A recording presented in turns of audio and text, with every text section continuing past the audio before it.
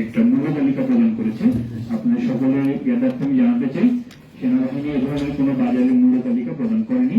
এটা সম্পূর্ণ একটি গুজব এবং যে এটা সম্ভবত কিছু উৎসাহী জনতা বা যেই হোক না কেন তারা নিজেরাই এটা করেছে এবং যেহেতু সেনাবাহিনীর বিভিন্ন নম্বরগুলি পাবলিক অলরেডি জানে, বিভিন্ন মাধ্যমে জানানো হয়েছে, ইভেন সেনাবাহিনী যে আইএসপি আছে তার মাধ্যমে নাম্বারগুলি দেওয়া আছে, তো সেই নাম্বারগুলিকে ব্যবহার করা হয়েছে, নিচে যুক্ত করে দেওয়া হয়েছে এটাকে একটু বিশ্বাসযোগ্য গড়ে তোলার জন্য। কিন্তু এটা আসলে সেনাবাহিনী কোন ধরনের মূল্য তালিকা প্রদান করেনি, এটা আপনাদের সবাইকে জানাচ্ছি।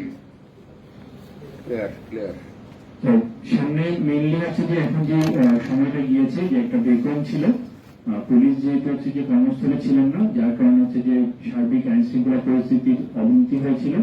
আমরা আমাদের যথাসাধ্য চেষ্টা করেছি, বিভিন্ন জায়গা থেকে আমরা ফোন পেয়েছি, বিভিন্ন সমস্যা, কিছু কিছু পার্সোনাল সমস্যা ছিল, কিছু রাজনৈতিক সমস্যা ছিল, বিভিন্ন ধরনের সমস্যা ছিল। আমরা চেষ্টা করেছি সর্বাত্মকভাবে সবাইকে সহায়তা প্রদান করার জন্য। তারপরেও সব জায়গাতে আমাদের উপস্থিত হওয়া সম্ভব না এবং এটা এমন একটা ছোট জায়গা অনুযায়ী আমরা চাইলেই সব জায়গায় যেতে পারবো এবং কিছু কিছু জায়গায় যেতে সবের থেকে হয়তো বা 1 ঘন্টা সময় লাগে।